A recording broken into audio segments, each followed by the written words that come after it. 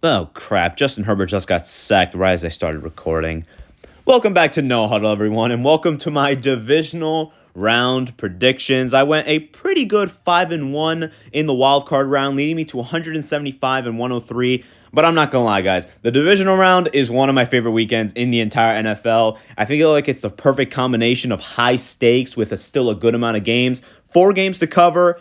And again, the stakes are higher than ever. It's win or go home. We finally see the 1 seeds. So let's just get started because honestly, all 4 of these games are insanely hard to predict.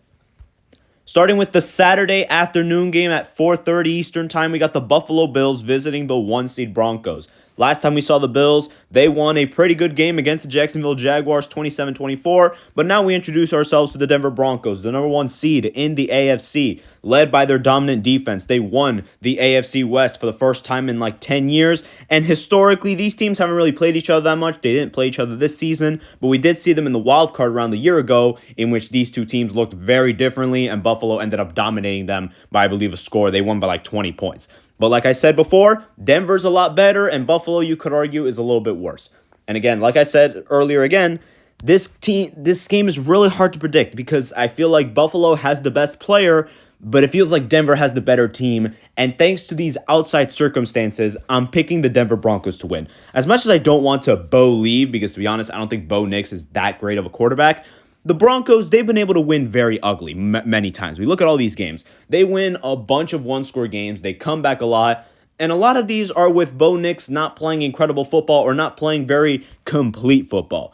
Like the Denver defense is just so good. They lead the league in sacks. They're such a good pass rush. And we saw one thing that happened to Josh Allen last week against a inferior Jacksonville defense. He was getting hit left and right. He is insanely rattled right now, and I don't think he's getting the proper rest or like proper conditions now in this game to be well rested. He's probably going to get hit even more, and it's probably going to cause him to make some mistakes. I also don't expect James Cook to have a huge impact on this game. He didn't play well against Jacksonville at all, and I'm not sure how well he's going to do against a probably better Denver defense. Again, I don't think Bo Nix is going to win this game. I am rooting for the Bills, but I think Bo Nix is going to do enough plays and will be able to come back. I think this game will be a little bit close, but I think Denver's just going to win because I think they have the rest. They have the home field advantage. I just think Buffalo is fighting too much of an uphill battle, and I think it will cost them with Josh Allen making. I think he'll put up a fight. I think Josh Allen will give us everything he has. I just don't think it'll be enough as Denver has the better team. The key players for me, I think for Denver, like I said, it's the pass rush because the games that we've seen Josh Allen look the most ordinary, specifically like the game against the Texans, is when he was just getting pressured. And against Jacksonville, in which he was getting which he was getting hit hard, pause.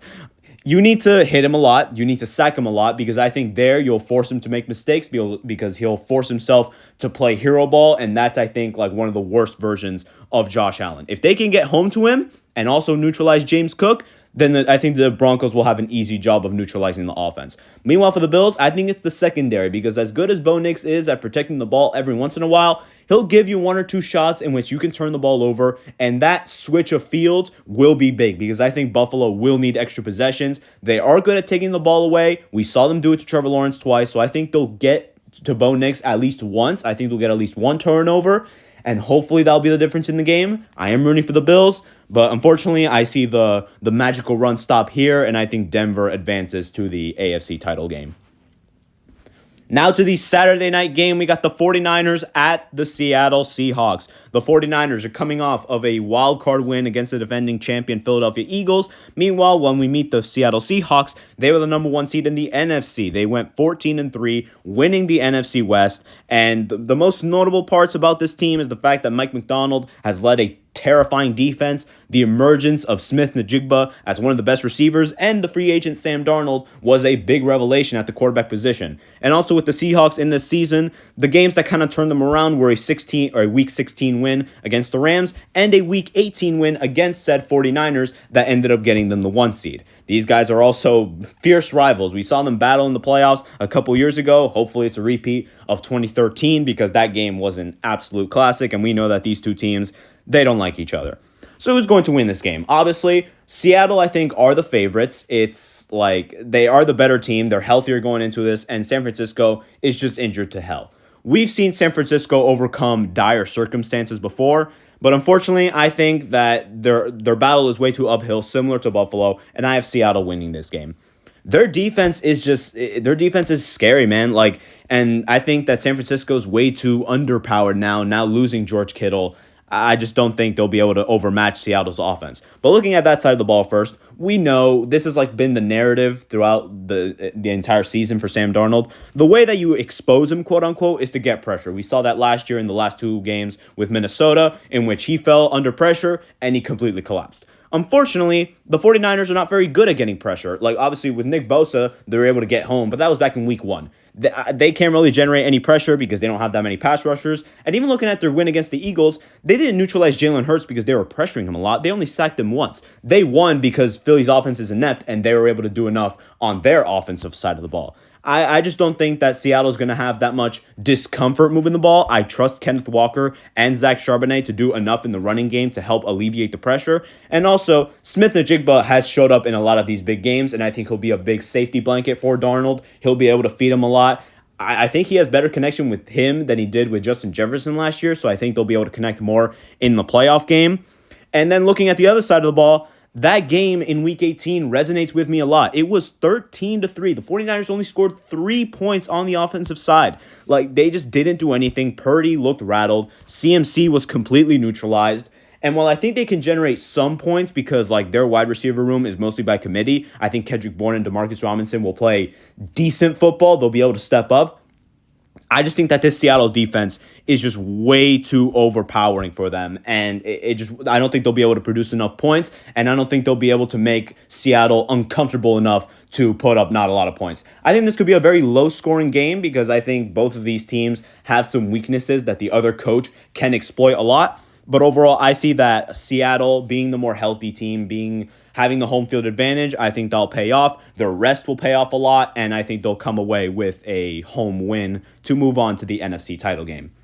Key players for me. For the Seahawks, it's always Sam Darnold because, like I said, if the 49ers somehow scheme up pressure, a la Jerry Jones with the Cowboys, if they scheme up pressure, then who knows? Maybe Sam Darnold does turn into a pumpkin and he ends up losing the game for them. But personally, he's been pretty good in these big games. He was decent against the 49ers in Week 18, and we saw how he stepped up in the big moments against the Rams in Week 16. So I think he'll be fine. And for the 49ers, it's Robert Saleh because if there's anyone that's going to scheme up pressure for Sam Darnold, it is Robert Saleh. We're going to need maybe the best game of his entire defensive coordinator career if he wants to slow down the Seattle offense, hopefully alleviate some pressure off of Purdy and company.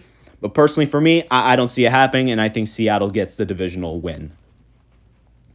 Now to Sunday afternoon, we got the Houston Texans at the New England Patriots. Last time we saw the Texans, they absolutely destroyed the Pittsburgh Steelers in the wild card. Meanwhile, the Patriots also destroyed the Chargers in the wild card thanks to their dominant defensive performance. Historically, these two teams have faced each other a couple times. We saw the iconic Letterman jacket game back in like Week 14 of 2012. And in the playoffs, they played each other a couple times with New England prevailing both times in 2012 and 2016. However, we know that both of these teams are very different. I don't think there's a single player or a coach outside of like Josh McDaniels that's from those two matchups.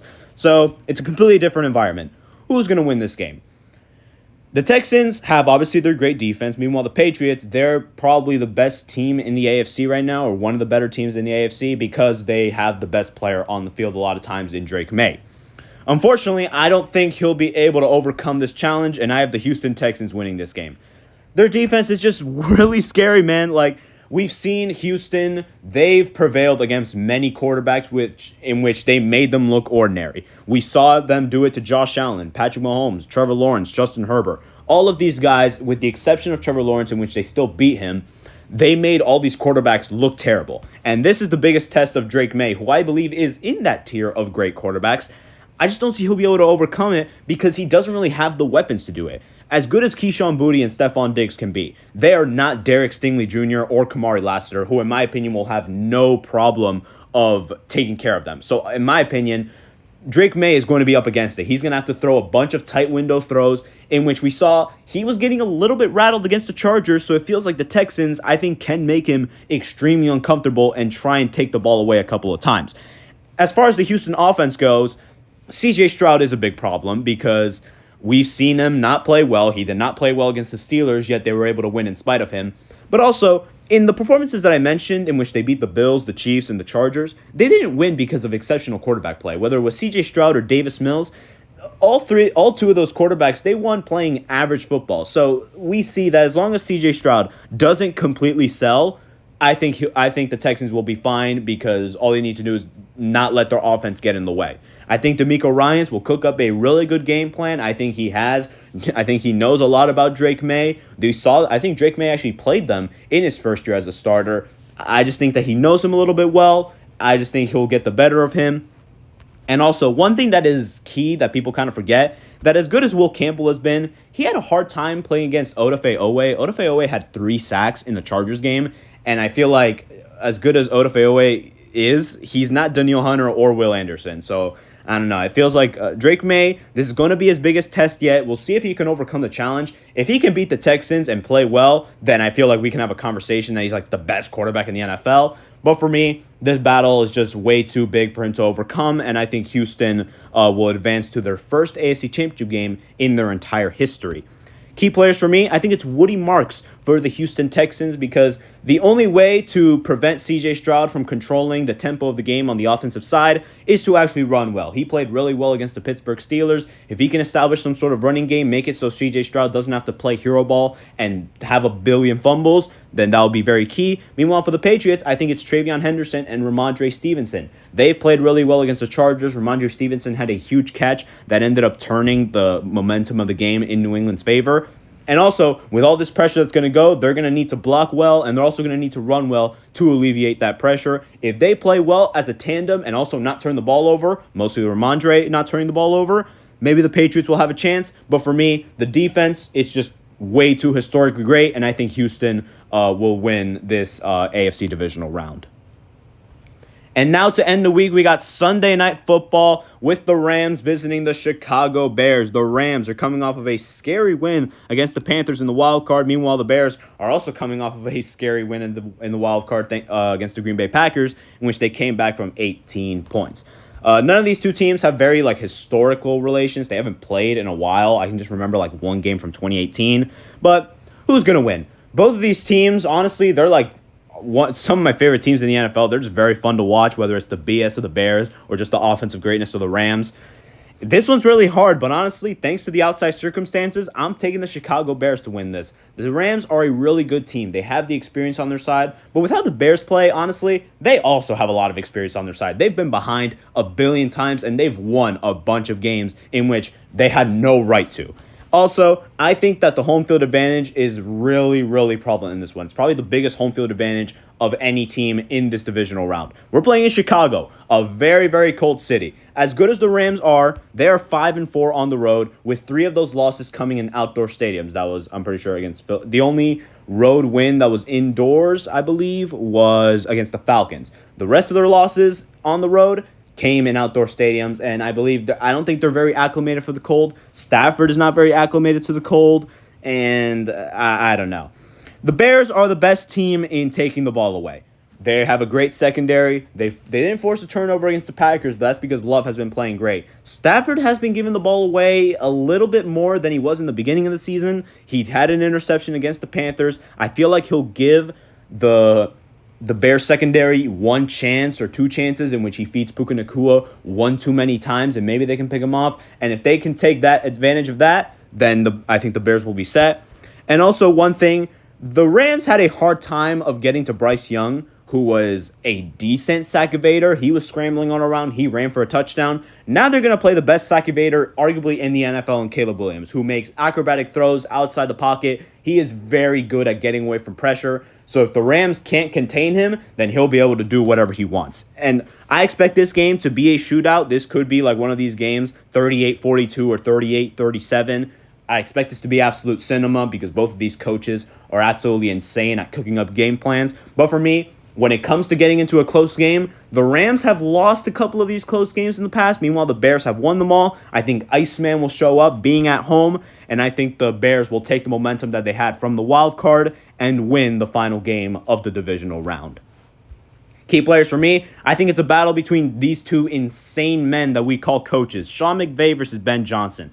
who's going to cook up the better game plan? Who's going to dial up that one trick play? Who's going to execute on that one final drive? Who's going to be more disciplined? I think whoever takes less penalties will have a huge advantage because every yard is going to count. For me, Ben Johnson, he's just been on a tear. If he can channel in that hatred that he has for the NFC North and put it towards Sean McVay, I think he'll be able to outcoach him. I think both of these guys are going to have great game plans. I expect both of their offenses to click, but I think Ben Johnson has just been ever so slightly better this season. And with the outside circumstances in his favor, I think the Bears will win and move on to the NFC title game. This is a fantastic weekend that awaits for us in the divisional round. Once again, it's probably my favorite weekend in the entire NFL season. I just can't wait for these 4 games. We're nearing the end, ladies and gentlemen, so let's enjoy it while it lasts. If you guys enjoyed this, please subscribe and please like, as any support is truly appreciated. And I'll see you guys in a couple of days next week at the end of the divisional round. And soon we'll be off to the AFC and NFC championship games.